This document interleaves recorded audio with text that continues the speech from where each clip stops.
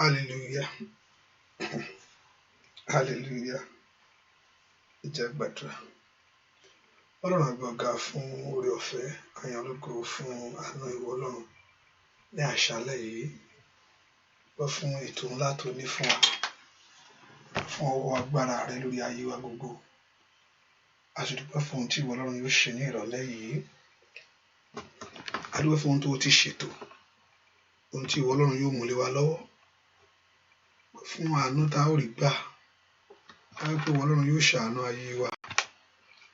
Adúpẹ́ nínú àdúrà yìí wà bẹ́ẹ̀ ní kankan pàdé, adúpẹ́ bó wà dojú Sátánì àtàwọn ogun rẹ̀, bó wà sí mú ọ̀rọ̀ rẹ̀ ṣẹ. Ẹnu máa Ísírẹ́lì lórúkọ Jésù Olúwa gbọpẹ́ wa. Ìwọ tó pọ̀ nípa tágbára wa láfi gbogbo ògo yìí fún o. We lift our voice in praise to you. A sọ pé o ṣé, lọ́wọ́ pé o ṣé, adúpẹ́ fún oore ńlá tó ṣe.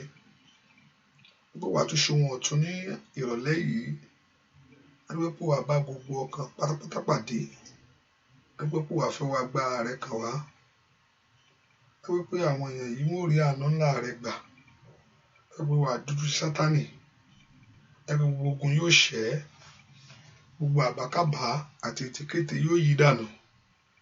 Adúpẹ́ pé wà sọ gbogbo ìmọ̀kímọ̀ dòfo lónìí, adúpẹ́ pé wà lọ pẹ̀lú ìdáláre. A ó sì dúpẹ́ lọ́wọ́ ìwọ Ọlọ́run. Ẹnu máa Ísírẹ́lì lórúkọ Jésù gbọpẹ́. Ìwọ la tọ̀ wá ní àṣálẹ́ yìí o, ìwọ la gbójú wa sókè sí, ìwọ la tọ̀ wá fún ohun ńlá, ìwọ la tọ̀ wá fún ìyanu, ìwọ la tọ̀ wá pé kó bá wa pàdé. Ẹnu máa Ísírẹ́lì ó yá fara rẹ̀ hàn. Ìwọ ẹ̀mí mímọ́, oníṣẹ́ ńlá láti ṣiṣẹ́ rẹ lónìí bíi ti gbáànì ju tẹ̀yìn wá lọ. Ẹ̀mí mímọ́ ṣiṣẹ́ rẹ lónìí bíi ti gbáànì ju tẹ̀yìn wá lọ. Ó yá ṣiṣẹ́ rẹ lónìí. Ó ní ní ìgbà orí rúru àìsàn, ó ní ṣùgbọ́n gbogbo wọn fi ayọ̀ lọlé. Jẹ́ kí gbogbo wa fi ayọ̀ lọ́nà àdúrà yìí, já lẹ́nu ọpẹ́ o. A ó fi sí gbogbo ògo fún ọ. Gbogbo ìyìn àti ọlá yóò sì jẹ́ ti ìwọ Jésù. Láì lórúkọ Jésù Kristi, Olúwa àti Olùgbàlà wa. Àmín, àmín, àmín lórúkọ Jésù. Mo ní láti inú ọkàn rẹ, mo fẹ́ kó yin bàbá yìí lógo. Fẹ́ kó dúpẹ́ oore ńlá tí Ọlọ́run ṣe fún ọ. Fẹ́ kó dúpẹ́ oore ńlá tí Ọlọ́run ṣe lórí ilé rẹ. Fẹ́ kó dúpẹ́ fún ọba tí ń bá ọ ṣe, ọba tí ò dojú tì ọ́. Ayé ní kó bàjẹ́, ayé ní kó yí dànù, Ọlọ́run ní ò jẹ́. Ayé ní kó sọnù, Ọlọ́run ní ò gbà. Fẹ́ kó dúpẹ́ lọ́wọ́ Ọlọ́run yìí pé bàbá mi ò mọ̀ ṣe o. Dúpẹ́ fún àǹfààní, dúpẹ́ fún ìdásí, dúpẹ́ fún ìwà láàyè. Fẹ́ kó dúpẹ́ lórí ọmọ gbogbo, ọba tó ń pa ọmọ tó dá ọ sí. Dúpẹ́ dúpẹ́ dúpẹ́ dúpẹ́ dúpẹ́ dúpẹ́ dúpẹ́ dúpẹ́ dúpẹ́ dúpẹ́ dúpẹ́ lọ́wọ́ Jésù. Dúpẹ́ dúpẹ́ dúpẹ́ dúpẹ́ dúpẹ́ dúpẹ́ lọ́wọ́ Ọlọ́run. Dúpẹ́ lọ́wọ́ ẹni tó pọ̀ nípa àti agbára. Somebody thank him right now. Dúpẹ́ lọ́wọ́ Jésù yìí o. Ọba tó bọ ọrùn, ọba tí òjò dànù. Jésù ṣé o. Jésù mo yàn ọ́ o. Jésù aláàánú mi ò máa ṣe.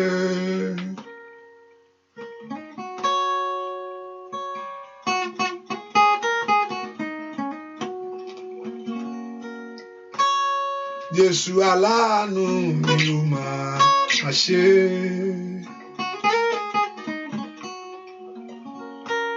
Ọba tó ń pa mí mọ́, tó ń dá mi sí o. Jésù aláàánú mi ò máa ṣe. Dúpẹ́ lọ́wọ́ ẹni tó ń ṣàánú fún ọ.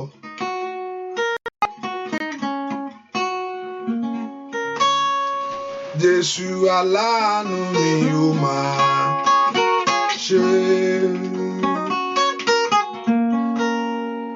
Jésù aláàánú mi ò máa ṣe. Ọba tó ń pa mí mọ́, ó dá mi sí o. Jésù aláàánú mi ò máa ṣe. Bẹ́ẹ̀ kó dúpẹ́ tó ṣàánú fún ayé ẹ̀ tọmọtọmọ. Jésù aláàánú mi ò máa ṣe. Jésù aláàánú mi ò máa ṣe.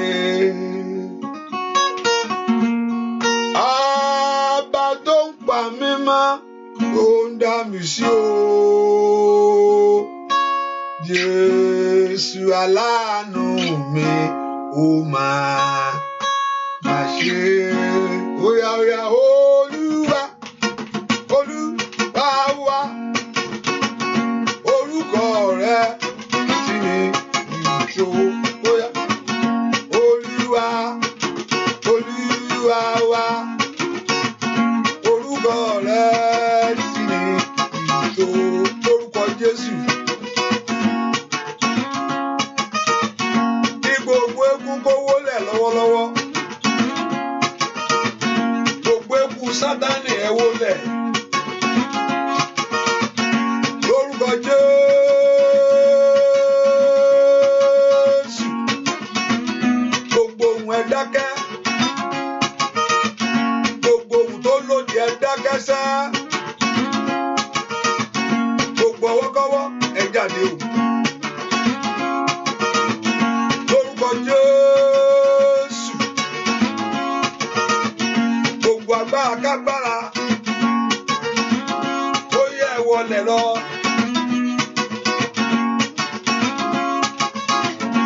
Alágbára bàbá mi o. Olúwa Olúwa mi o. Bàbá orúkọ rẹ̀ ti ní ìjó. Óyá óyá Olúwa Olúwa wa orúkọ rẹ̀ ti ní ìjó. Bàbá mi o. Dúpẹ́ lọ́wọ́ Ọlọ́run. Dúpẹ́ lọ́wọ́ ẹni tó ní ọ̀sẹ̀. Kábíyèsí o mọ̀ ṣe o. Kábíyèsí rẹ̀ o bàbá.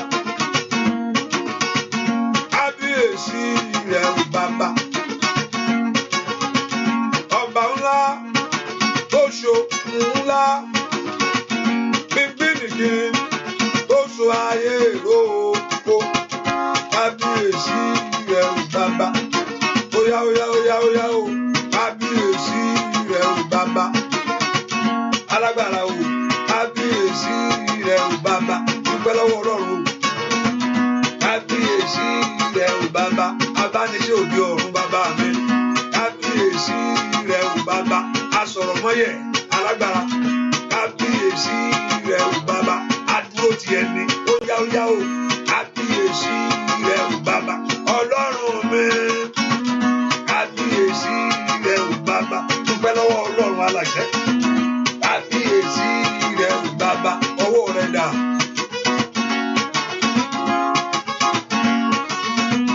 Óyá óyá. Olúwa dá mi sí lónìí o. Bó dá ní ìgbàlà. Bó bọ́ lọ́wọ́ sí láyé. Oyin bàbá lógo. Óyá óyá óyá óyá óyá óyá. Olúwa dá mi sí lónìí o. Bó dá ní ìgbàlà. Ó gbà mí là tọmọtọmọ. Bó bọ́ lọ́wọ́ ẹ̀gàn láyé sá. Oyin bàbá lógo. Ó bọ́ lọ́wọ́ ẹ̀yà. Ó bọ́ lọ́wọ́ àṣetì. Ó bọ́ lọ́wọ́ ẹ̀gàn láàrin ẹbí sẹ́. Ọba tí ò jẹ́ kó burú fún ọ. Alágbára ni o, bàbá mi. Màmá dúpẹ́ lọ́wọ́ Ọlọ́run yìí. Ó yá fọpẹ́ fún alágbára. Kábíyèsí ọ̀ Olódùmarè ńlá bàbá mi. Olúwa dá mi sí lónìí o. Ó dá ní ìwòsàn.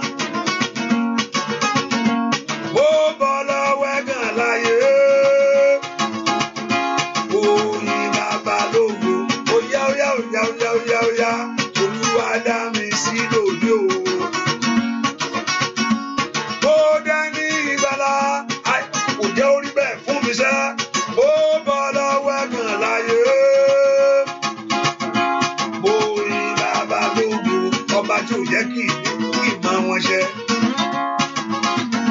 Ọba tí ò jẹ́ kí èrò burú ṣẹ lórí ayé rẹ ni. Ó yá dúpẹ́ lọ́wọ́ Ọlọ́run alààyè ṣẹ́.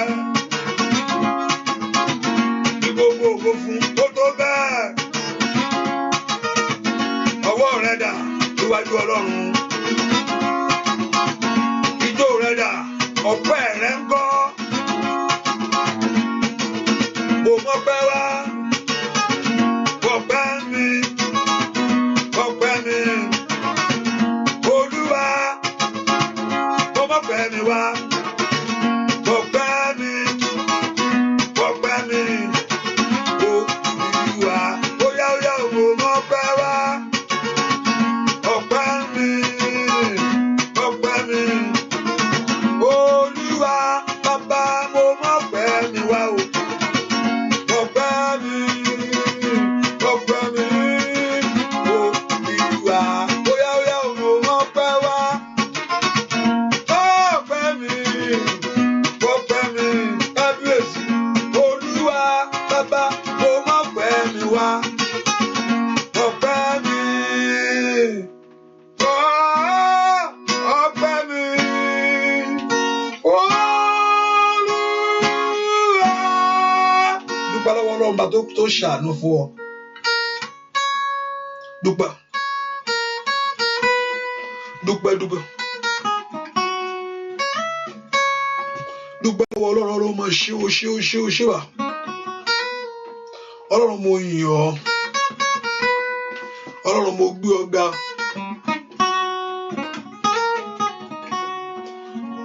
Mo mú ọpẹ́ wá. Gbọ́ ọpẹ́ mi.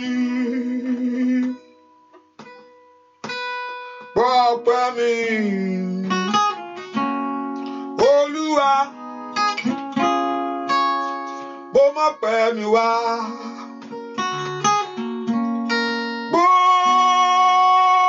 ọpẹ́ mi. Gbọ́ ọpẹ́ mi. Olúwa. Ọlọ́run fi ọkàn ọpẹ́ ní gbogbo ìgbà.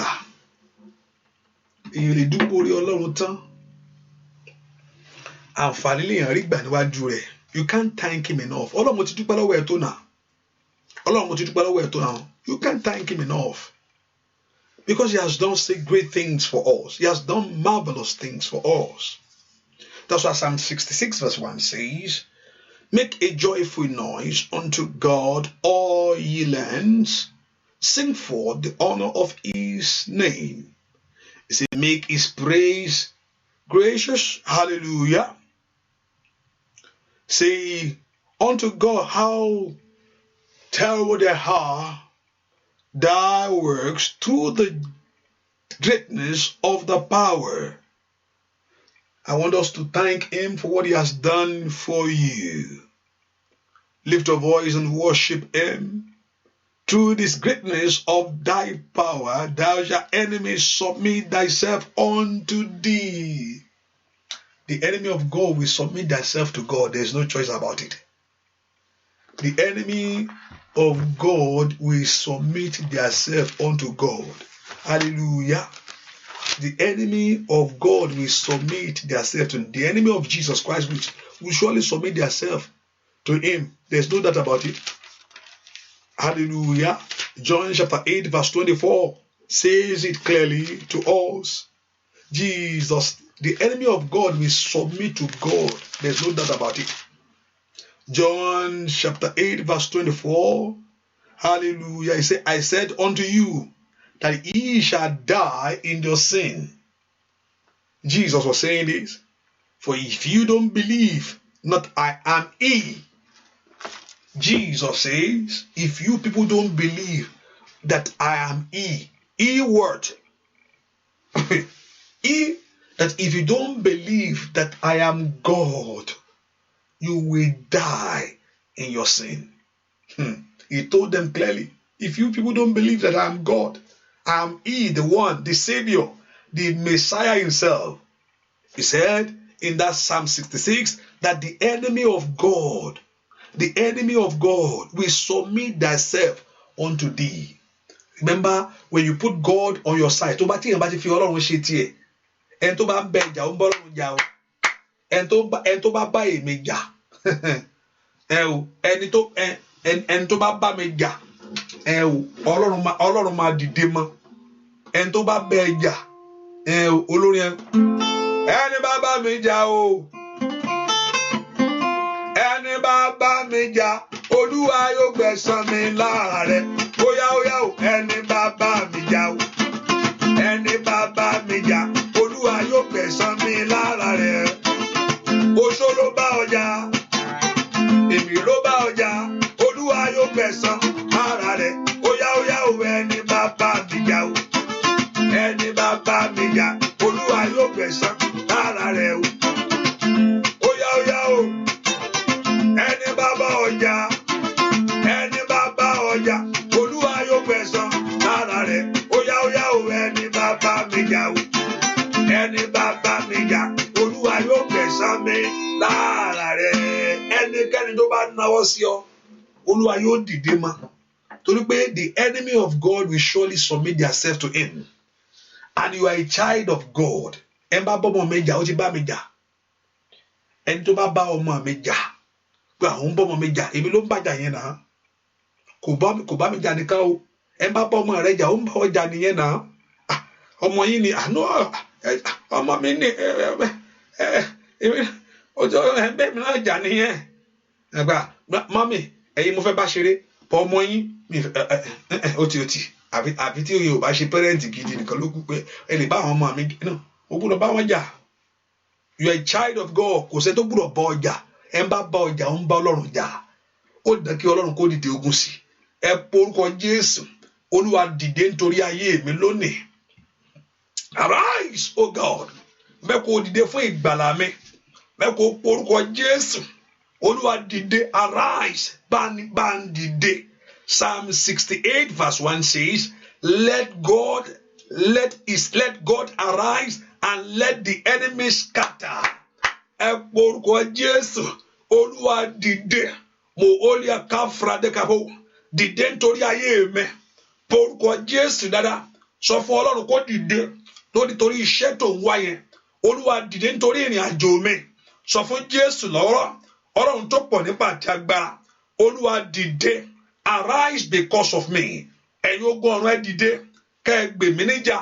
Ẹ̀yin ogun ọ̀run ẹ dìde, kẹ́ ẹ ṣèrànlọ́wọ́ fún ọkàn mi. Porúkọ Jésù, sọ fún Ọlọ́run kó dìde. Olúwa dìde, ẹ ràn ayé mi lọ́wọ́. Olúwa dìde, ẹ fi ìgbà ọ̀tún lé mi lọ́wọ́.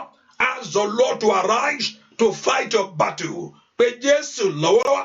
Ask Jehovah God to arise. Ẹ dìde kẹ́ ẹ gbè mí níjà. Mèkálí abakú sàtìlẹ̀ bò. Porúkọ Jésù dára. Gbúàdúà lórúkọ Jésù Kristi. Olúwa wá, ẹ porúkọ Jésù. Ohun tí ọ̀tá mi fi ń ṣe agbára lórí mi. Ohun tí ọ̀tá mi fi ń ṣe agbára lórí ayé àwọn ọmọ mi. Whatever weapons, whatever power the enemy is using, Olúwa sọ di òfo lónìí. Ìyẹ́ ọ̀tá mi jó tú dànù. Gbogbo ìyẹ́ tí ọ̀tá fi ń fò wá wò mí. Ìlàbàwù sàtà, máa ń dìlẹ̀ bòkó pẹ̀gẹ́tẹ̀. Olúwa mú ìyẹ́ náà kúrò. Porúkọ Jésù, ohun tí ọ̀tá mi fi ń ṣe agbára. Ohun tí ọ̀tá mi fi ń ṣe agbára. Ohun tí ọ̀tá mi fi ń ṣe agbára. Ní orúkọ Jésù, ohun tí ọ̀tá mi fi ń ṣe agbára. Tó fi ń dí iṣẹ́ mi lọ́wọ́. Èyí tó fi ń dí ọ̀nà mi lọ́wọ́. Ohun tí ọ̀tá mi fi ń ṣe agbára. Èyí tó fi kóra wájọ́. Èyí tó fi gbìmọ̀ òkùnkùn. Porúkọ Jésù dáadáa. Mòólì àbáṣàdá. Lè brendo tó plẹ́ǹtẹ̀kẹ̀. Ẹ porúkọ Jésù. Ohun tí ọ̀tá fi ń ṣe agbára. Ohun tí ọ̀tá fi ń ṣe agbára. Èyí tí fi ń jíire mi gbé. Èyí tí fi ń fara ayé mi sẹ́yìn. Ọmọlọ́run porúkọ Jésù mi tó wà ní. Ohun tí ọ̀tá ń lò. Èyí tó fi ń ṣe agbára. Olúwa sọ di asán. Olúwa sọ di asán. Ask the Lord to destroy whatever the enemy is using in your life, in your home, in your family, in life of your children. Porúkọ Jésù. Ohun tí ọ̀tá fi ń ṣe agbára lórí mi. Ohun tí ọ̀tá ń lò láti jà mí lólè. Ní orúkọ Jésù. Ohun tí ọ̀tá ń lò láti pọ́n ayé mi lójú. Ẹ gbàdúrà. Ẹ porúkọ Jésù. Màtótólì paratata. li prendo to plendo para li somble kuto pleye porúkọ Jésù dára ohun tí ọ̀tá ń lò tó fi ń ṣe agbára ní orúkọ Jésù Olúwa bàjẹ́ lónìí ojú tí ọ̀tá ń lò láti wo ìrìn ayé mi láti mọ ìrìn àjò mi ẹ gbàdúrà ẹ porúkọ Jésù ohun tí ọ̀tá ń lò lórí mi tó fi ń jẹ mí níyà ní orúkọ Jésù ohun tí ọ̀tá ń lò tó fi ń pa mí lójú ohun tí ọ̀tá ń lò èyí tó fi ń jírí ayé mi gbé àní pé orúkọ Jésù call that Jesus whatever the enemy is using over my life over my children in my journey ohun tí ọ̀tá ń lò lórí iṣẹ́ mi lórí ayé àwọn ọmọ mi pé orúkọ Jésù lónìí Olúwa sọ́dásán Olúwa sọ́dásán Olúwa sọ́dásán Olúwa sọ́dásán Olúwa sọ́dásán Olúwa sọ́dásán Olúwa sọ́dásán Olúwa sọ́dásán Olúwa sọ́dásán Olúwa sọ́dásán Olúwa sọ́dásán ohun tí ọ̀tá ń lò láti jíire mi gbé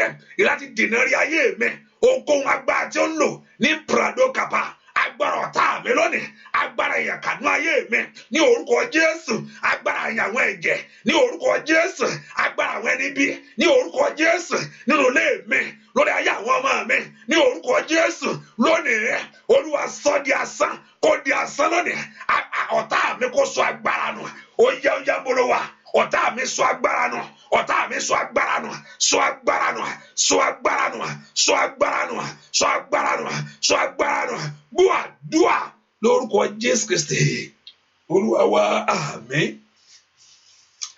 ẹ̀yin èèyàn mélòó ó dìdí mo fi bèrè màá sọ reason for èèyàn mélòó mọ̀ pé ó ní ọ̀tá èèyàn mélòó mọ̀ pé ó ní ọ̀tá tó mọ̀ pé ó ní ọ̀tá èèyàn mélòó mọ̀ pé ó ní ọ̀tá èèyàn mélòó mọ̀ pé ó ní ọ̀tá hallelujah tó mọ̀ pé ó ní ọ̀tá gbà èmi ò lọ́tá o it's okay o lè má èèyàn lè má ní bọ̀tá ló mọ̀ pé ó ní hallelujah kò sẹ́ni tó wá so gbogbo àkàlà wa ń ṣe dẹ́n God bless you let's go bye bye see you everyone.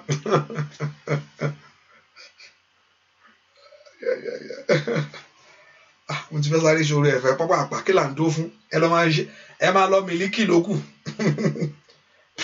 kí là wá ń dó fún mílíkì yánu pápá àpá máa mọ̀ pé òun ò ní kàkìlò kí ni àwọn àǹsọ̀ gẹ́gẹ́ ká lọ máa lọ ká máa gàgà orí ọ̀fẹ́ Jésù ló wà ìfẹ́ mọ́tí Ọlọ́run ni ìdàpọ̀ tẹ̀mí mọ́ pẹ̀lú ẹ̀ pẹ̀lú hallelujah bẹ́ẹ̀ ni ẹni tó bá sọ pé òun ní ọ̀tá dà pé wọ́n ti rí nǹkan kan náà ayé olúwa ẹni ẹ̀ they have not seen anything good in you at all wọ́n ti ju olúwa ẹ lẹ̀ ọwọ́ ta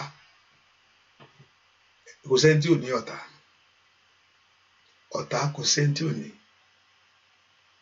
whether you have not yet discovered it yet kò sẹ́ni tí ò ní ọmọ tó ń bí lánàá ó ní ọmọ tó ń bí lẹ́ni ó ní ọ̀tá ẹ̀rú rí ọmọ yẹn ibi tí ó kọ́ ń bẹ̀rẹ̀ ẹ̀rú rí ẹ̀ ó kọ̀ ṣá máa ń ké ṣá kí ló ń palẹ́kùn nǹkan tí ń bẹ̀rẹ̀ bọ̀ nù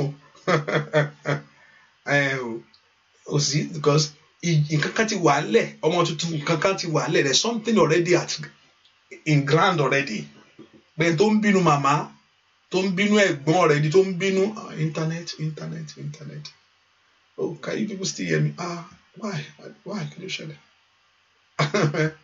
ọ̀tá íńtánẹ́ẹ̀tì kankan ti wà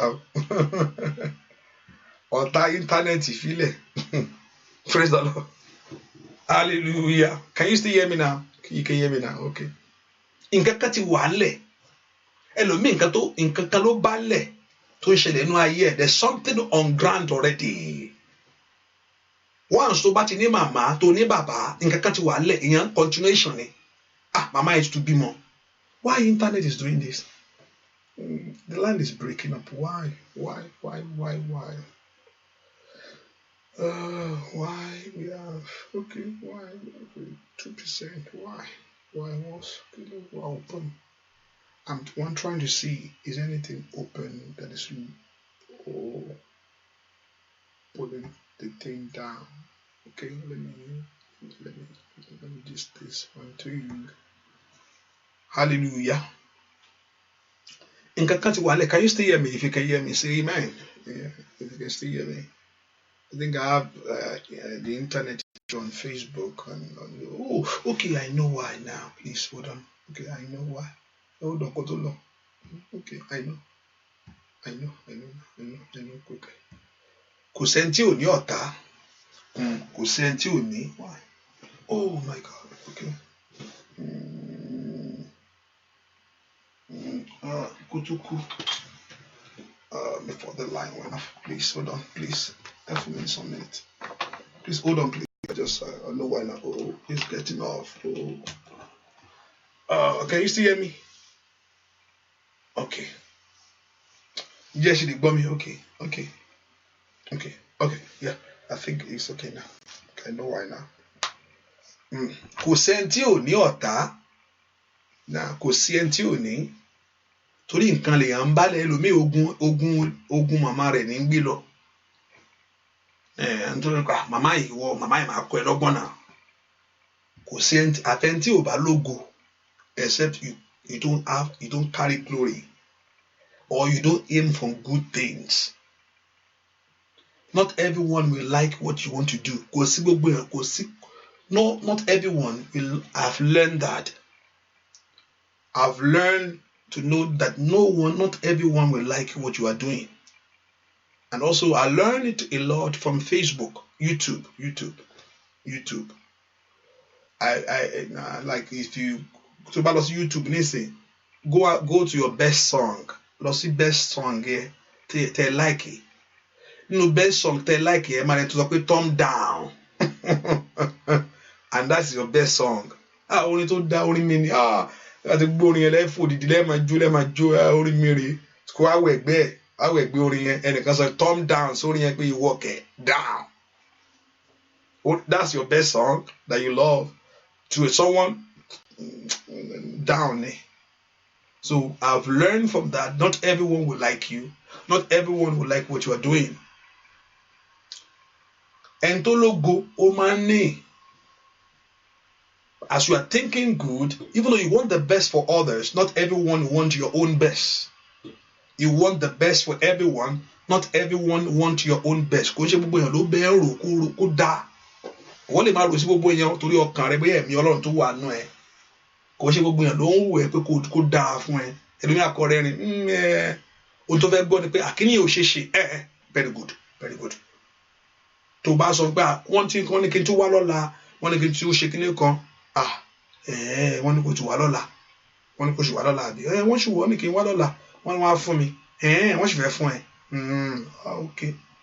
Okay. Now kò wá sọ fún pé wọ́n ní kò kárí. Mo ti sọ náà mo sọ fún ẹ náà. Mo sọ fún ẹ náà. Inú àdùn wọ́n ti sọ pé kí n padà wá. Inú àdùn á ní kò kárí. Nǹkan tó mo fẹ́ gan náà o mọ̀ pé bóyá kí ni ẹ̀ wọ́n náà ló rò bóyá kan wọ́n abẹ́ tí wọ́n abẹ́rẹ́ táìmù ẹ̀ kó gbọ́kàn kúrò ń bẹ̀ tẹ̀lé pé wọ́n ti rí ògo rẹ̀.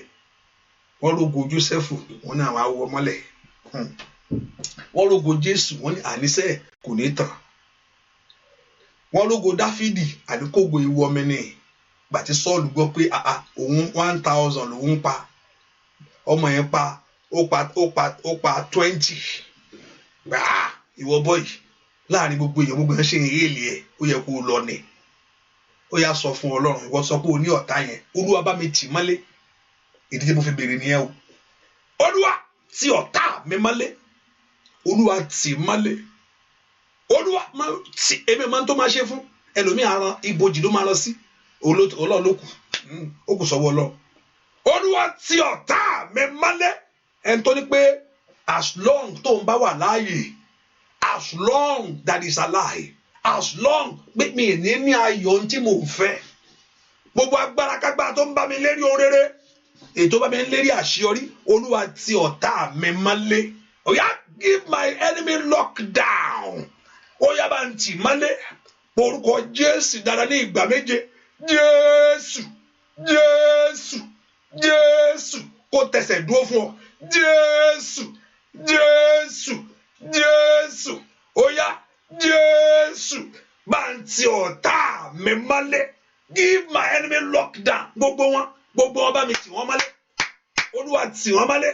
Gbogbo àwọn tó kóra wọn jọ nítorí ayé mi o. Líkàrà bàbá ó kàbáyà. Ogunlé ètò tàmí sí ogun ìta yìí kàní èbùkọ́ sàtìrìà àtogun ilé o àtogun ìta àtogun àdúgbò àtogun ọ̀rẹ́ ó yá bá ń tì wọ́n gbogbo wọn mọ́lẹ̀ gbogbo àwọn tí wọ́n bá àṣeyọrí jìnnà ó yá bá ń tì wọ́n mọ́lẹ̀ torúkọ Jésù Olúwa tì wọ́n lọ Olúwa tì wọ́n mọ́lẹ̀ Olúwa tì give them lockdown adínlọ́wọ́ tí ń bẹnu ayé mi o adínlọ́wọ́ tí ń bẹnu ayé àwọn ọmọ mi adínlọ́wọ́ tí ń bẹnu ìrìn àjò mi ànàlìbò kò pèrèkẹ̀tẹ̀ gbogbo àgbà tí ń fẹ́ ṣubú rẹ̀ ó yá Olúwa tì wọ́n mọ́lẹ̀ ó yá lock wọn down lock them off oh God bá ń tì wọ́n mọ́lẹ̀ Olúwa tì wọ́n mọ́lẹ̀ mo ní kó sọ fún pé Ọlọ́run kó tì ọ̀tá ẹ̀ mọ́lẹ̀ Olúwa tì wọ́n mọ́lẹ̀ ẹni tó lọ́wọ́ ò ní gbà ẹni tó lọ́wọ́ ò ní gbà fún mi ẹni tó lọ́wọ́ ò ní gbà fún ayé àwọn ọmọ mi ẹni tó fẹ́ kí ìrìn àjò gbè mí ẹni tó fẹ́ kí ìrìn àjò rọ̀ mí lọ́rùn ẹni tó fẹ́ kí iṣẹ́ mi dàgbà porúkọ Jésù Olúwa bá ń tì wọ́n mọ́lẹ̀ Olúwa tì wọ́n mọ́lẹ̀ tì ọ̀tá mi mọ́lẹ̀ Olúwa tì mọ́lẹ̀ gbúàdúà lórúkọ Jésù Kristi Olúwa wa àmín. Tẹ́lẹ̀ Ọlọ́run náà máa ń ṣàánú ọ̀tá wa ó máa ń ṣàánú wọn náà kó jẹ́ ká fún táìmù díẹ̀ sí náà má jẹ́ tiẹ̀ pa jẹ́ kí n fún táìmù jọ jẹ́ kí n fún táìmù sí Ọlọ́run ilé tó fún tó bá ń tì mí ó ń fi àjẹ mí sọ fún Ọlọ́run ilé tó ṣe fọ́tà mi tó bàbá ilé tó ṣe tó bá ń dìde bọ̀ ìwọ tó bá dẹ̀ mọ ẹnìpẹ́ ẹnìkan ló wà ń di ọ̀rẹ́ má kò sọ ikọ́ Ọlọ́run ṣàánú ó lágbára náà is very tough kí àwọn mẹ́tẹ́ ń jiyàn lẹ́sẹ̀ kó lè má gbàdúrà ó ní kó fún mi lọ fún lómi mu ìmúkún wọn ní ó mu ṣùgbọ́n ọ̀tá tí mo ní kó tì mọ́ lílé tó tiẹ̀ mọ́ ni o kò sí lè tọ́ pé ọ̀gá abiṣẹ́ mi yẹn ni kó bá mi tì mọ́ líjọ ọ̀gá abiṣẹ́ rẹ̀ mọ́ jẹ́ ó tì mọ́ lè ṣàánú ẹ̀ hallelujah ọ̀gá abiṣẹ́ mi náà burú ìkà pọ́nbélé ni ẹlòmíì lẹ́nu iṣẹ́ náà ti pàdánù ogun ayé yẹn tẹ gbọ́dọ̀ jókòó mọ́ náà ṣá ẹlòmíì ẹnu iṣẹ́ kò sógun tí ò burú ẹgún àmọ̀tẹ́rẹ́ tán ẹpẹ́ ẹnu iṣẹ́ wọ́n ti finish ẹ̀ wáwátá ẹnu iṣẹ́ ibi àwọn arábíṣẹ́ ló ń yàn nǹkan fún arábíṣẹ́ ló sọ di nǹkan mi pé àníṣe èmi fẹ́ jù àwọn èèyàn burú gan àwọn mi ò lá àwọn mi ẹ̀ wọ́n ló sọ pé ọ máa lọ mi fẹ́ kó kọ́ ẹlòmíì ojú ẹ̀ kó ṣàti jayé ló kù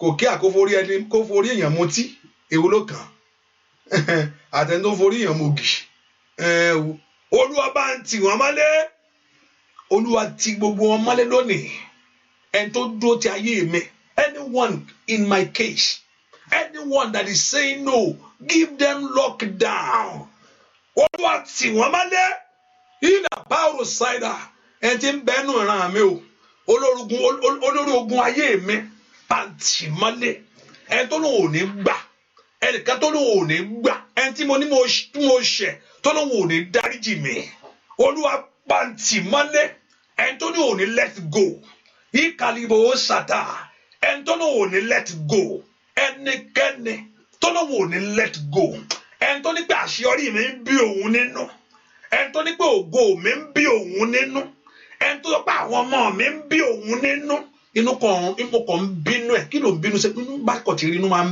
bí mi àtọ́tọ́rí mi tí inú ń bí orúkọ Jésù bá ń tì mọ́lẹ̀ Olúwa tì mọ́lẹ̀ Olúwa dójú tì yìí làbàtàtà màkútèkètè ìtìjú ìkọ̀rọ̀ ìtìjú gbangba Olúwa bá yànda fún orúkọ Jésù ìtìjú ìkọ̀rọ̀ ìkàtàkàtà ìtìjú gbangba bá yànda fún Olúwa dójú tì ìkàtẹ́rìà dójú tì Olúwa dójú tì ọ̀tá mi dójú tì fìyanu mi dójú tì óyá bolówà fìyanu mi dójú tì Olúwa fìyanu mi dójú tì ọ̀tá mi make it possible make my miracle to put my enemy to shame in the name of Jesus. Father, perform your miracle in my life to put my enemy to shame. Olúwa fìyanu mi dójú tì ìkẹtẹlẹkẹtẹ àwọn ọ̀tá mi gbogbo Olúwa fi ìyanu mi máa ń fi dójú àwọn ọ̀tá mi gbogbo tì wọ́n mọ́lẹ̀ bá ń fi ìyanu mi dójú tì wọ́n Olúwa tì wọ́n mọ́lẹ̀ bá ń fi àṣeyọrí mi dójú tì wọ́n gbọ́ àdúrà lórúkọ Jésù Kristi Olúwa wá ohun tó sọ pé ò lè ṣe kọ́lọ́run kó fún ọ ṣe ohun tán lọ́wọ́ ò lè ní mo ní kí Ọlọ́run kó fún ọ ní yanturu ibi tán lòun ò lè dé mo ní kí Ọlọ́run kó mú ọ ju bẹ́ẹ̀ lọ wọ́n ní kò lè dé bẹ́ẹ̀ filẹ̀ pé àníbo kọ́lọ́run wá mú ẹ ju bẹ́ẹ̀ yẹn lọ ó táyé sọ pé ò lè ní mo ní kí Ọlọ́run kó gbélé lódìndín ní kó gbélé ẹ lọ́wọ́ ní orúkọ Jésù kí Ọlọ́run kó gbọ̀n ìyà dànù kí Ọlọ́run kó mú òṣì kúrò ẹ̀gàn kí Ọlọ́run kó mú kúrò nú ayé ẹ ọwọ́ olóore kó kàn ọ́ ọwọ́ aláàánú kó tọ̀ ayé rẹ wá ẹ porúkọ Jésù ẹ ṣe mí lóore lánàá ọdún yìí ẹ jẹ́ kí ọwọ́ mi ba orere ẹ jẹ́ kí ọwọ́ mi tẹ orere ṣe mí ní ohun rẹ lá porúkọ Jésù ó yá mà kí tètè lè bó kápá porúkọ Jésù dáadáa ó dá ṣe mí lóore mà tó ní kaba gbọ́ àdúrà lórúkọ Jésù Kristi Olúwa wa ṣe mí lógo ó bàbá o Ọlọ́run ògo mo ní ṣe mí lógo ó dàdí Ọlọ́run ògo níbi tó ti lé ọ jáde nínú ilé.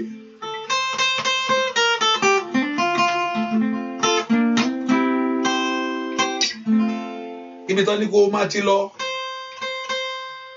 ṣe mí lógo ó dàbà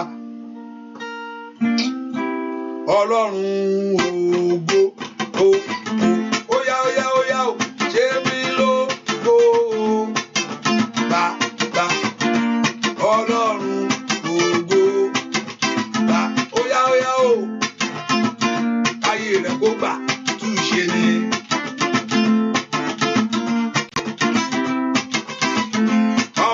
Kó tẹ orin láyé.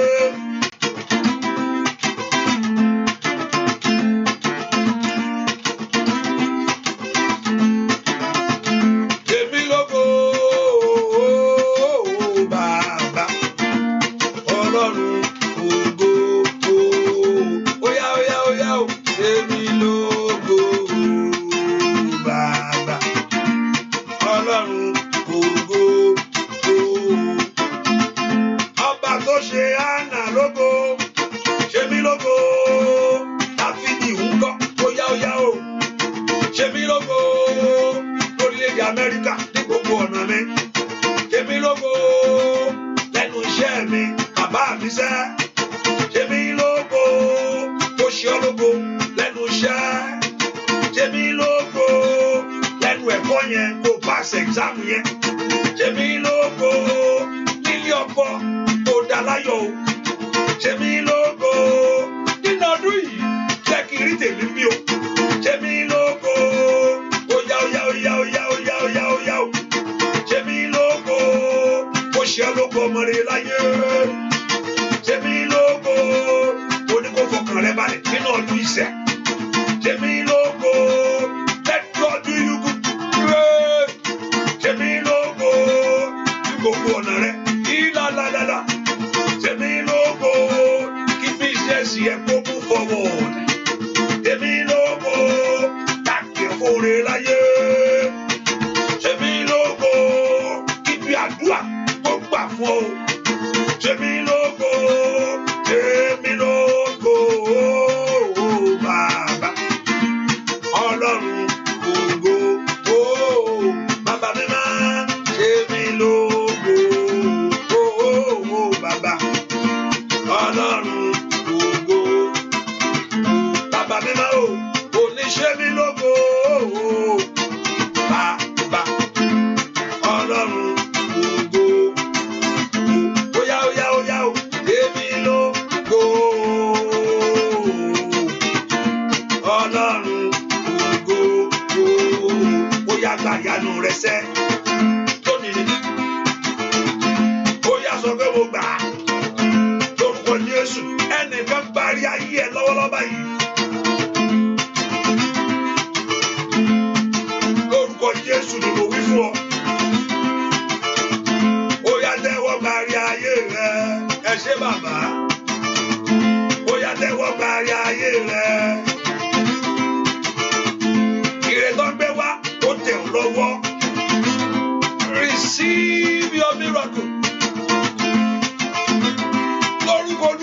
sọ fún ọ ire náà kó di mímọ̀ fún ọ ó yá onídẹ́wọ́ bàrí ayé rẹ sẹ́ ó yá ó yá ó yá ó yá ó yá ó yá ó yá ó yá ó yá ó yá ó yá ó yá ó yá ó yá kó di mímọ̀ lórúkọ Jésù ó yá kó di mímọ̀ ní gbogbo ọ̀nà rẹ sẹ́ ó yá kó di mímọ̀ ire tó gbé wá ó yá gbà ayọ̀ tó mú wá ó yá gbà makali abasoto totulike maruse tete matoto tole kaparuse telebo ó yá kó di mímọ̀ nínú ayé rẹ ni kó di mímọ̀ nínú ayé ọmọ rẹ ni kó di mímọ̀ lẹ́nu iṣẹ́ rẹ ni ire ayọ̀ ire owó ire ọmọ ire ilé ire ọkọ̀ ire ìwé ìgbé ohun tó Olúwa mú wá ó yá gbà. Wàá rí pé wàá gbà wàá rí pé yóò di mímọ̀ o torí alágbára ló mú wá sẹ́ ó yá gbà ó yá o bàbá mo ní ṣe mí lò ó bàbá Ọlọ́run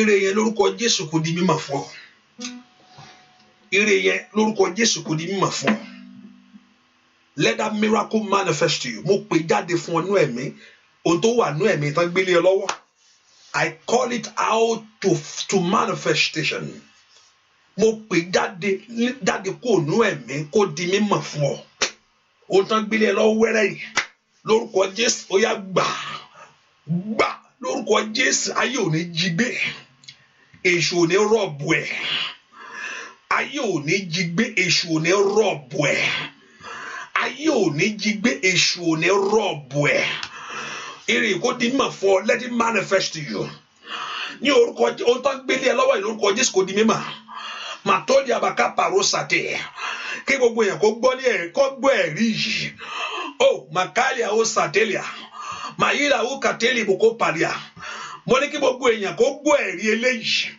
nínú ayé ẹ kó gbọ́ ẹ̀rí ohun tó Olúwa ṣe gbọ́ àdúà lórúkọ Jésù Kristi Olúwa wa orúkọ Jésù ẹ jẹ́ kí ọ̀rọ̀ mi dayọ̀ ẹ jẹ́ kí omijé mi tán lónìí Olúwa jẹ́ kí ọ̀rọ̀ mi di ayọ̀ ẹ jẹ́ kí omijé mi tán lónìí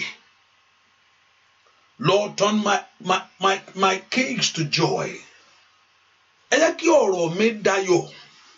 Ẹ jẹ́ kí omijé mi tán lónìí. Put my cry to an end. Ẹ jẹ́ kí ọ̀rọ̀ ayé àwọn ọmọ mi kó dayọ̀ wájú mi. Ẹ jẹ́ kí omijé mi tán lónìí. Lónìí ni. Ẹ jẹ́ kí omijé mi tán. Morúkọ Jésù, ẹ sọ̀rọ̀ ayé mi dayọ̀.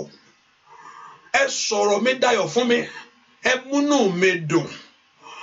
Ẹ múnú mi dùn Olúwa múnú mi dùn jẹ́ kí gbogbo ìkókó every root of bitterness every root of sorrow ẹ jẹ́ kí gbogbo ìkorò kókó lórí ayé mi ẹ jẹ́ kí ayọ̀ mi kún ẹ jẹ́ kí oore kó tẹ̀ mí lọ́wọ́ orúkọ Jésù kó Olúwa kó mú oore lé ọ lọ́wọ́ oore bí owó oore bí ọmọ ó yá gbà tiẹ̀.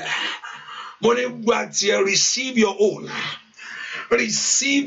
ọwọ́ náà ló ti dèrè ó yá gbà á ó ní yanturu Ọlọ́run ní ó ní lọ́pọ̀ sọ́mọ Ọlọ́run ò ní ni ó pọ̀ ṣọ́kọ Ọlọ́run ò ní ni ó ní wọn young man ó ní bẹ́ẹ̀ takayabo sata ó ní lọ́wọ́lọ́wọ́ liprendo toko parose ó ní gbogbo ẹ̀ ó yá gbà tiẹ̀ ohun tó wá bàbá mi ni o. Ohun tó ń béèrè bàbá mi ni everything you are believing God, this God have it in his hand. Only is sufficient enough. Ọlọ́run mi ni ó yá gbà ohun tó wá gbà ní orúkọ Jésù gbà Makila boko peru city. Ma ila banto prendo to pekete. Niko prendo so pledekete. Onkon to mbiri. Receive it now. In the name of Jesus. Oya riba. Oya ritieba. Ritiemuse. Ritieshe. Ritiemu. Ní orúkọ Jésù. Nínú àdúrà eléyìí ni. Ní orúkọ Jésù. Ní orúkọ Jésù. Oya gbà tiẹ̀ láàrin ọ̀rẹ́. Gbà tiẹ̀ láàrin ẹbí. Gbà tiẹ̀ lórílẹ̀-èdè yìí. Gbà tiẹ̀. Àní kó gbà tiẹ̀. Ní orúkọ Jésù. Receive your own. Àní kó gbà tiẹ̀. Rí tiẹ̀ mú sẹ́. Mo ní kó rí tiẹ̀ mú. Mo ní kó rí tiẹ̀ gbà. Mo ní kó rí tiẹ̀ mú. Ní orúkọ Jésù. Receive your own. Receive your own. Your blessing. Your glory. Your joy. You're moving forward. You're going higher. In the name of Jesus. Your long life. Your good health. In the name of Jesus. Your fulfillment. Your breakthrough. Your success. Orúkọ Jésù. Ó yá gbà. Ó yá gbà tiẹ̀. Gbà tiẹ̀. Ní orúkọ Jésù. Rí tiẹ̀ gbà. Ní orúkọ Jésù. Ó yá gbà. Ó yá gbà. Ó yá gbà. Gbà tiẹ̀ sẹ́. Gbà tiẹ̀ sẹ́. Ògo rẹ gbà. Ẹwà rẹ gbà. Ìbùkún rẹ gbà. Àṣeyọrí rẹ gbà. Ní gbogbo ọ̀nà. Ó yá gbà. Ẹ̀mí gígùn.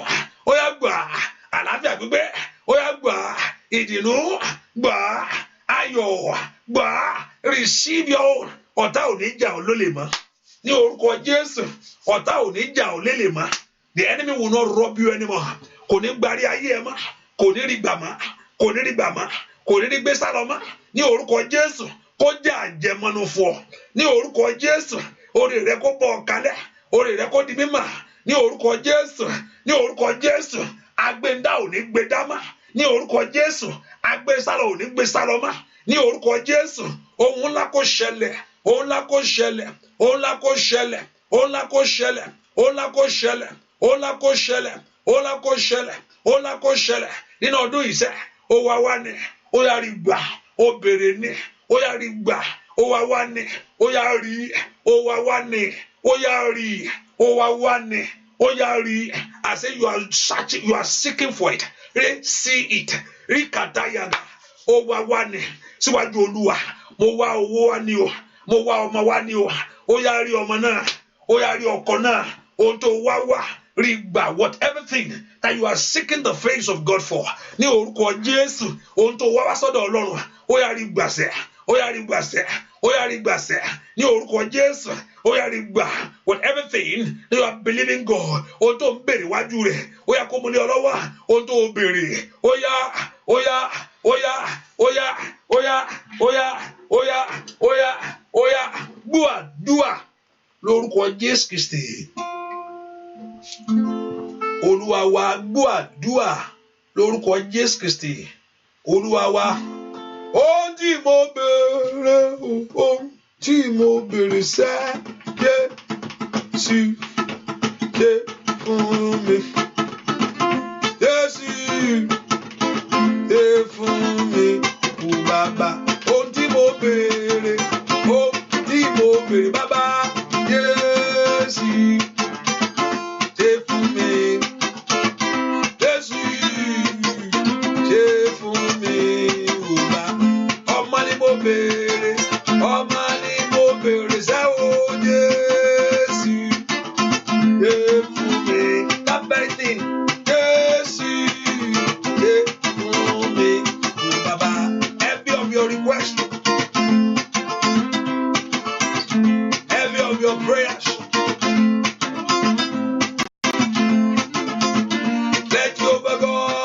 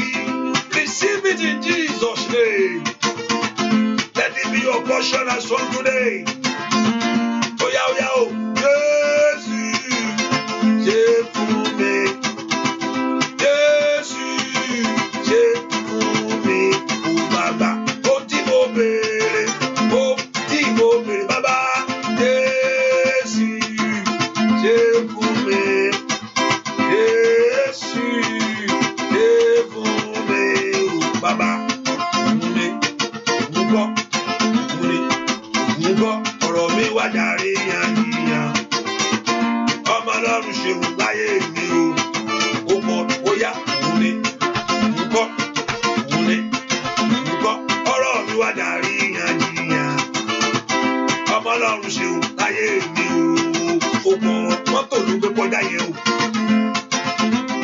fóòtù àjì ló ní tẹ́lẹ̀tẹ́lẹ̀ ẹsẹ̀ ló fi ń rìn èmi ni màmá náà Olúwa ló ṣe yìí kíákíá fún mi ẹ wọlé kí n gbé yín dé bus stop ó di dandan kọ́ Ọlọ́run kó ṣe fún ayé rẹ ni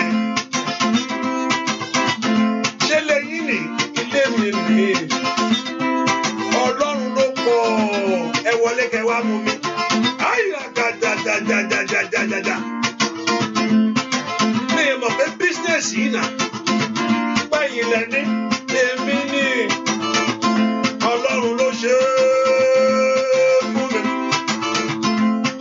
Òun ni gbọ́, òun ni gbọ́, ọ̀rọ̀ mi wá darí yànjiyàn. Ọmọ Ọlọ́run ṣeun láyé mi o, ó yá ó kọ yọyọ. Òun ni gbọ́, òun ni gbọ́, ọ̀rọ̀ mi wá darí yànjiyàn. Ọmọ Ọlọ́run ṣeun láyé mi o, ó kọ yọ. Òun ni kò sọ pé mi ni nǹkan ọ̀rọ̀ mi wá darí yànjiyàn ọmọ Ọlọ́run ṣeun láyé mi o kọ yọyọ ẹ orúkọ Jésù ire ńlá tá yóò rí tó bá mi dúpẹ́ pé mo bẹ yín bàbá ire ńlá níbi táyé ti rò mí pín pé n fẹ́ kó wá dìde kó wá ṣeun ńlá Lord, great things that people will see. O ti bọ́ sí wọ́n ti fún ẹ business yẹn ti bọ́ bẹ́ẹ̀ ni ohun ńlá great things that people will see. Ohun tó ń dùn mí nínú ní kò rọ́bà tún tèkètè mo fẹ́ kí o ṣe fún mi lónìí kí ayé bá mi yìn ọ́ that people will worship you. Mẹ́kọ̀ wọn ńlá ohun ìyanu tí a yóò fi gbé ọ̀gá táyà fi wá mọ̀ ẹ́ tí àwọn a yóò fi ara wọn fún ìwọ Jésù ṣẹ́nu ayé mi pé Jésù yẹn máa sìn o Jésù yẹn o ṣì yín invite wọn lọ church mi ìwá mi kí ló tó máa lọ ẹjọ́ nítorí Ọlọ́run ẹ má bá mi sọ̀rọ̀ church mọ́ o nǹkan kan ò tí ì búrẹ́kẹ́ ni nǹkan dẹ̀ búrẹ́kẹ́ àpẹ ẹjọ́ ṣẹ́ wá lọ ṣe ẹnìṣó gbàtórí rẹ tó dire Olúwa sọ ńlá nú ayé mi that people will see orí mi dire orí mi sọre ní orúkọ Jésù inú mi gba ire ní ọwọ́ mi kan ire gbére ṣe gbóhùn ńlá ṣe ayé àwọn ọmọ mi sọre ní kàlẹ́ òbòkó parosata ẹ̀rá àánú gbà gbogbo ẹ̀ tí ń bẹnu àdúrà yìí ó yẹ ẹ̀rá àánú gbà ẹ lọ rí àánú gbà ọmọ yín kó rí àánú gbà ọkọ yín kó rí àánú gbà iṣẹ́ yín kó rí àánú gbà mo ní kó rí àánú gbà nínú ọdún yìí kó rí àánú gbà lẹ́nu iṣẹ́ rẹ kó rí àánú gbà kó lu akó gbórí rẹ sókè mo ní kó lu akó múnú rẹ dùn mo ní kó lu akó gbórí rẹ sókè mo ní kó lu akó múnú rẹ dùn ayọ̀ rẹ jó kún ọkàn rẹ kó balẹ̀ kó lu akó ṣe yín lóore ńlá inú yín kó dùn ọwọ́ yín kó tẹ̀ ojú òní tì yín ní orúkọ Jésù aṣọ ẹ̀gàn fàyà aṣọ gbèsè yá aṣọ ẹ̀gàn fàyà aṣọ gbèsè yá aṣọ ẹ̀gàn fàyà aṣọ gbèsè fàyà kó lu akó yà yín lẹ́nu ẹ ṣàṣeyọrí ní orúkọ Jésù àmì ìdánimọ̀ èèyàn gbọ́dọ̀ máa wá sínú àdúrà yìí o lè gba Jésù gbọ́ kó má rí ìyanu àmì ìdánimọ̀ fún oríire bá sísá yẹn Kírísítẹ́nì ni o Ọlọ́run fi ayé ẹ̀ dára kò gbọ́dọ̀ kò yẹ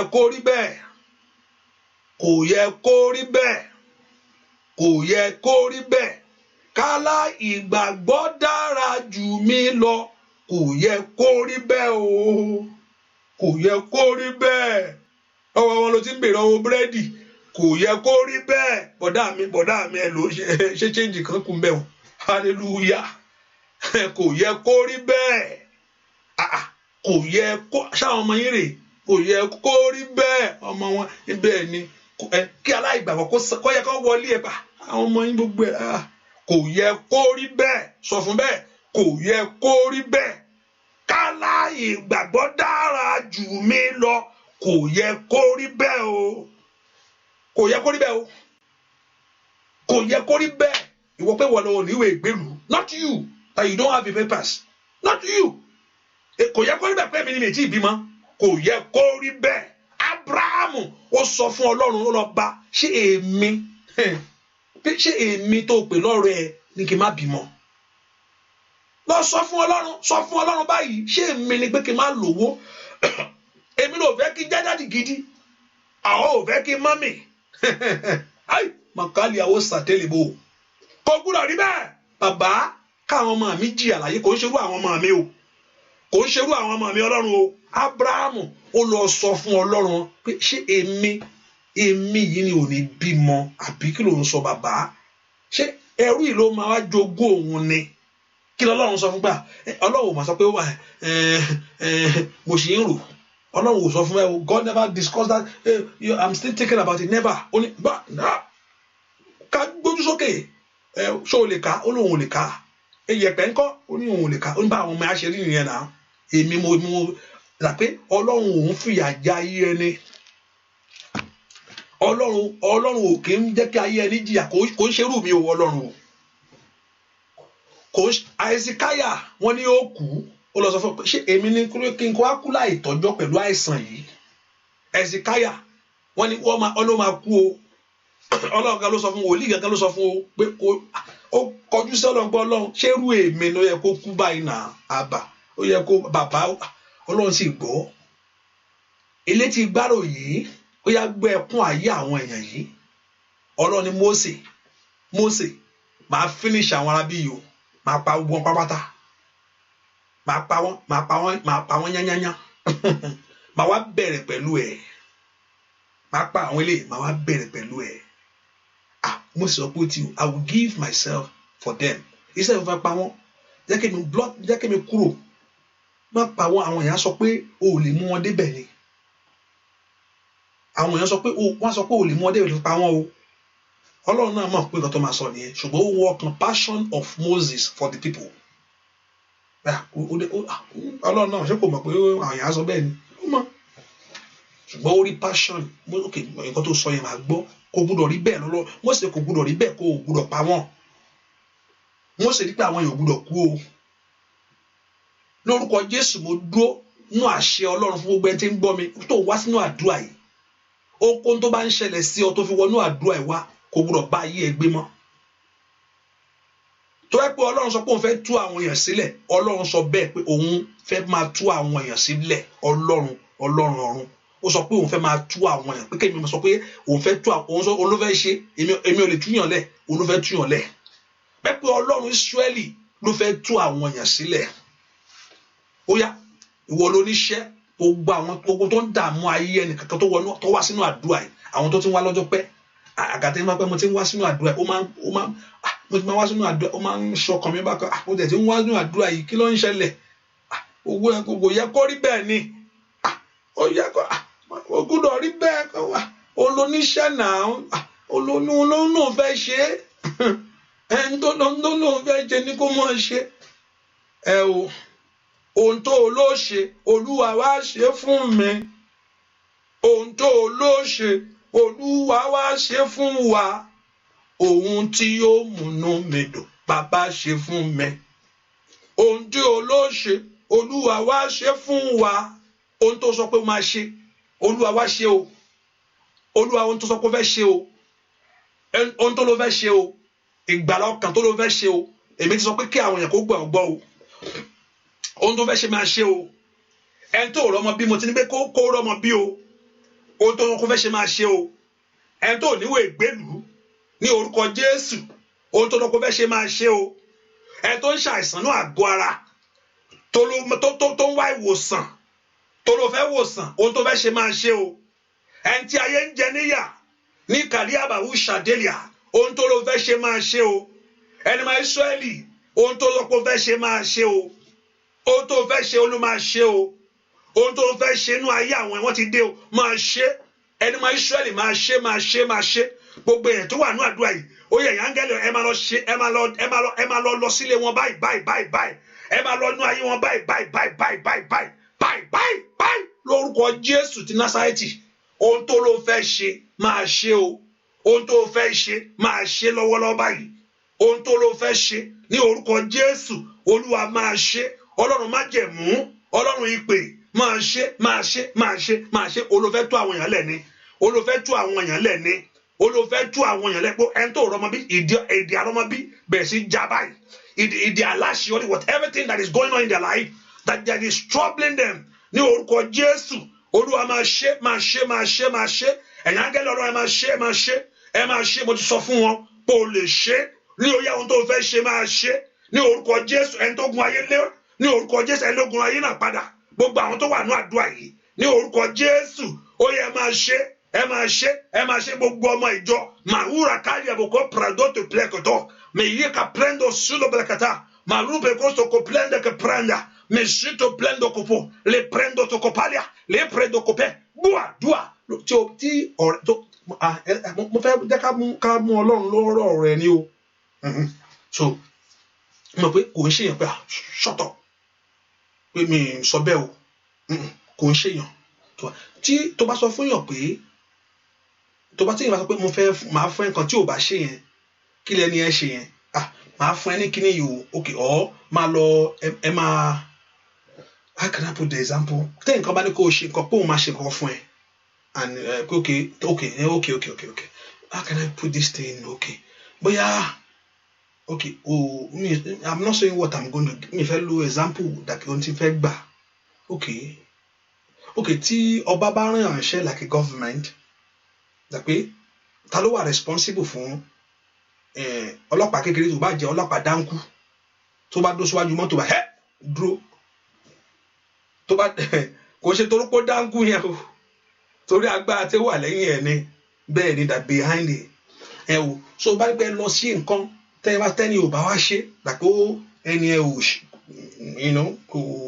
kò ṣe kó tó yẹ kó ṣe nìyẹn mi ò rò bóyá ṣe get nǹkan tí mo sọ ṣá okay I want to let you know that do you understand what I'm trying to say right like you have agreement you do this is what I want to do and later on the person is not doing it and you are there this is what I'm going to do wọ́n ràn yín lọ pé tẹ́ bá ti débẹ̀ ohun tó wọ́n máa san fún okay wọ́n transfer lọ síbi kan wọ́n ní kó máa ṣe nǹkan àwọn yóò wá ṣe I mean it's not kódà okay so bó ṣe rí nìyẹn Ọlọ́run Ísírẹ́lì ló pòun fẹ́ ṣe iṣẹ́ bẹ́ẹ̀ ni mo fẹ́ kọ́ lọ́run ṣe ìyanu ayé yín gbogbo ẹni tẹ́ wá sínú àdúrà yìí o àgàtẹ́ tí ń wá tipẹ́tipẹ́ àti wọ́n tó tiẹ̀ bóyá mi ìmọ̀ bó ṣe wọlé ṣáà wà mẹ́ mo fẹ́ kọ́ lọ́run kó wá mú ọ̀rọ̀ ẹ̀ ṣe kò sọ pé bóyá àwọn kan ń bọ̀ àwọn àbí àbáwọn míì tún ń bọ̀ ni àwọn eléyìí náà tó gbàgbọ́ náà ni mo pàdé yìí lónìí mo fẹ́ kó bá mi dá wọn lóhùn o mo fẹ́ kó bá mi dá wọn lóhùn o ìwọ ló kó fẹ́ tú àwọn olóńdè sílẹ̀ ìwọ ló fẹ́ sọ pé kó fẹ́ wọ àwọn èèyàn sàn ìwọ ló sọ pé ó fẹ́ ṣe èmi ti wá síwájú wọn báyìí o ní orúkọ Jésù àṣẹ tó fún mi agbára tó fún mi mo lò ní ìrọ̀lẹ́ yìí lábẹ́ ìdèkídè tí gbogbo àwọn èèyàn bá wà lórúkọ Jésù ó yẹ gba ìtúsílẹ̀ gbogbo ẹni tó ṣàìsàn ní orúkọ Jésù Kristi láyé mo sọ̀rọ̀ ó yá ẹ̀sàn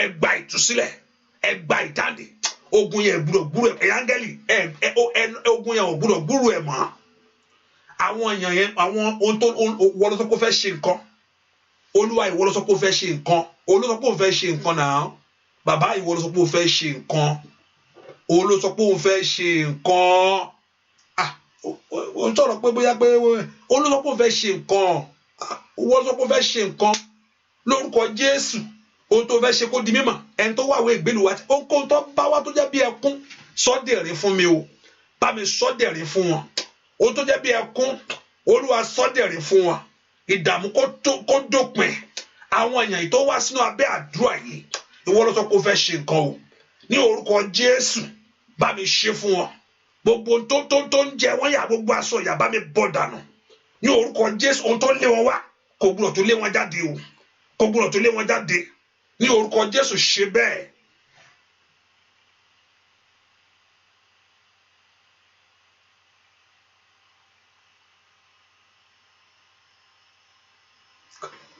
lórúkọ Jésù gbogbo yín ẹ gba ìtúsílẹ̀ àmín lọ́wọ́ ohunkóhun tó bá ń ṣẹlẹ̀ nínú ayé yín tí inú yín ò dùn sí ní orúkọ Jésù ọmọ Ọlọ́run alààyè ẹ gba ìtúsílẹ̀ ohunkóhun tó jẹ́ ìdùnnú ọkàn ìpòrú ọkàn everything that's in your life that did not give you that joy ohun tó ti lé tí ayé ò fẹ́ kó bá ohun tó ti wá tí ayé ò fẹ́ kó rí gbogbo tó ń dà ọ́ láàmú àìsàn ẹ̀mí ni ẹ̀ṣẹ̀ ni ohunkóhun tó jẹ́ ìṣòro tó jẹ́ bí ìdè ní orúkọ Jésù ọmọ Ọlọ́run alààyè ẹ gba ìtúsílẹ̀ bẹ́ẹ̀ ni ó sì rí láì lórúkọ Jésù Kristi Olúwa wa àmín á kúkú ṣe kò lè sọ pé òun ò kì í ṣèyàn kì í parọ́ tí ń ṣèké ó sọ fún mi ni ohun tó Olúwa sọ fún mi ni ohun tó Olúwa sọ ohun tó sọ fún mi ni ohun tó ń sọ fún mi ni mo béèrè lọ́wọ́ ẹ̀ ó dẹ̀ sọ fún mi ó sọ fún mi àjọ sọ̀rọ̀ mo ní Olúwa ó tì ó ní òun máa ṣe so why not ọ láti ṣe náà abẹ́mọ̀ ọ láti ṣe kò ń ṣèyàn tó ń parọ́ kò ń ṣèyàn tó ń ṣèké ó sọ fún mi ni ó ló sọ fún mi náà ó ló sọ fún mi ó ló sọ fún mi o kò gbúdọ̀ wá sínú àdúrà ẹ̀ kò sọ pé owó ọmọ wa kò má rọmọ bí àbí kí ló tún ṣẹlẹ̀ tó bá tàbí check rẹ̀ wọ́n check rẹ̀ everything wà okay relationship ẹ wà pẹ̀lú ẹ̀ dáadáa ó ló sọ pé òun fẹ́ ṣiṣẹ́ náà oore ọ̀fẹ́ mo rí gbà o òun ló sọ mo jẹ́jẹ́ mo jókòó òun ló sọ pé kí n máa ṣe olórí kí n sọ pé ẹ̀yin máa gbàtú sílẹ̀ pé kí n máa lọ tú àwọn èèyàn sílẹ̀ Olúwa sọ fún yín pé kó máa tú àwọn èèyàn sílẹ̀ ó tẹ̀ tún pè mí lọ́mọ burúkú ọ̀gá ọmọ burúkú ni mí bẹ́ẹ̀ ọmọ aláìgbọràn ni ẹ́ ó ní ọmọ aláìgbọràn ni ẹ́ èyí tó bá sọ pé wá pè mí lọ́mọ aláìgbọràn mo dẹ̀ wá jókòó kò wá ní ṣe àbà mo ti gbọ́ràn bàbá Olúwa mo ti gbọ́ràn àti nǹkan mìíràn tó fẹ́ kí n tún ṣe o mo ti gbọ́ràn ilé iná oya àwọn gbogbo ohun tó ń dààmú yẹn pátápátá tó wọnú àtẹ̀ ń gbọ́ mi lọ́wọ́lọ́wọ́ ohun tó bá lè jẹ́ ilẹ̀ mọ́ ba lónìí ní ohunkóhun alágbára tó ń bẹ́ẹ̀ Ọlọ́run tí mo sọ fún yín Jésù Kristi ọmọ Ọlọ́run alààyè òun ni mo sọ nípa ẹ̀ fún yín Jésù Kristi ọmọ Ọlọ́run alààyè Jésù gbọ́ dáadáa gbọ́ Jésù Kristi ọmọ Ọlọ́run alààyè òun ni mo mú orúkọ ẹ̀ wá bá yín o òun ló sọ fún mi pé kí n wá sọ fún yín pé ẹ gba ìtúsílẹ̀ Jésù Kristi ọmọ Ọlọ́run alààyè òun ni mo wá mú orúkọ ẹ̀ bá yín òun ló sọ kí n wá sọ fún yín pé kẹ́ gba ìtúsílẹ̀ lọ́wọ́ àìsàn yẹn kẹ́ ẹ ṣàṣeyọrí kí ni yín dùn lórí ọmọ kí ọkàn yín kó balẹ̀ bẹ́ẹ̀ ni ó sì rí láì lórúkọ Jésù Kristi Olúwa wa àmín àmín àmín ta ló ń pè mí hallelujah don't call me on Facebook why you call me hallelujah tani ni praise the Lord ó yẹ ká dúpẹ́ lọ́wọ́ Jésù ẹ jẹ́ ká dúpẹ́ lọ́wọ́ ẹ jẹ́ ká dúpẹ́ lọ́wọ́ Jésù yẹn mọ̀ pé kò kí n parọ́ ẹ jẹ́ ká dúpẹ́ lọ́wọ́ Jésù ẹ jẹ́ ká dúpẹ́ lọ́wọ́ Jésù ẹ jẹ́ ká dúpẹ́ lọ́wọ́ Jésù yẹn ẹ jẹ́ ká dúpẹ́ lọ́wọ́ Jésù ẹ jẹ́ ká dúpẹ́ lọ́wọ́ Jésù Jésù ni Jésù yìí Ọlọ́run ló wò jẹ́ mo ní Jésù yìí alágbára ni ó dé ó tú mi sílẹ̀ o Jésù yìí o ọba iye ìwọ ló tó ó bẹ́ẹ̀ ìwọ ló tó ìwọ ló tó láti gba ògo ìwọ ló tó Ọlọ́run mi asọ̀rọ̀máyẹ̀ bàbá mi ńlá Akọ́dá ayé Olódùmarè bàbá mi sẹ́. Asọ̀rọ̀ mọ́yẹ̀ Ọlọ́run májẹ̀mú. Bàbá arúgbó ọjọ́ yẹn. Àgbàlagbà má pàròyè. Arógun mọ́tà di bàbá mi sẹ́. Ọba tó mọ ohun gbogbo. Òde o. Ó tú wa sílẹ̀ o. Jésù yìí o ọba yìí. Lẹ́tà tuntun ẹ gbà á. Ó tú wa sílẹ̀ o. Ai Màkàlì àsídà. Jésù yìí o ọba yìí. Gbogbo ẹni tí ń bẹ lábẹ́ àkóso àdúrà yìí. Kó rere kó jáde fún yín o. Let good thing manifest for you. Ohun tó ti dààmú lọ́jọ́ pípẹ́ sí. Nínú ilé ìkọ́ Ọlọ́run kó yọjú ẹ̀ lónìí. Jésù ṣe o. Ohun tó ti ń wá kiri yẹn ó yára ìgbàsẹ́. Níbi tí ìrètí ti pé pátá. Ìrètí ńlá kó jáde fún ọ. Bẹ́ẹ̀ ni ó sì rí. Ayé ó kí ẹ kú oríire. Bẹ́ẹ̀ ni ó sì rí. Jésù Olúwa wa. Kí hallelujah dáadáa, kí hallelujah dáadáa, hallelujah. Sọ pé praise the Lord, praise the Lord. Sọ pé praise the Lord, hallelujah, praise the Lord, praise the Lord. Hallelujah, praise the Lord. Hallelujah, praise the Lord. Thank you, thank you, thank you, thank you, my Lord. Hallelujah, praise the Lord. Praise the Lord. Ẹ jẹ́ ká ní ìgbàgbọ́ bẹ́ẹ̀. Ọlọ́run yìí, ohun tó sọ ló máa ṣe. Kò ní gbọ́dọ̀ parọ́. Kì í ṣèyàn tí ń ṣèké o. Ṣé gbọ́? Ẹ jẹ́ ká ní ìgbàgbọ́. Wá tí wá sínú àdúrà ìgbàgbọ́ bẹ́ẹ̀. Òun ló sọ pé òun fẹ́ ṣiṣẹ́ o. Tètè mi ní bí kémi jókòó síbi kí ní lórúkọ Jésù sàn. Lórúkọ Jésù sàn. Lórúkọ Jésù wòsàn. Lórúkọ Jésù gba ìdáǹdè. Tètè mi nìyẹn. Òun ló fẹ́ ṣe tiẹ̀.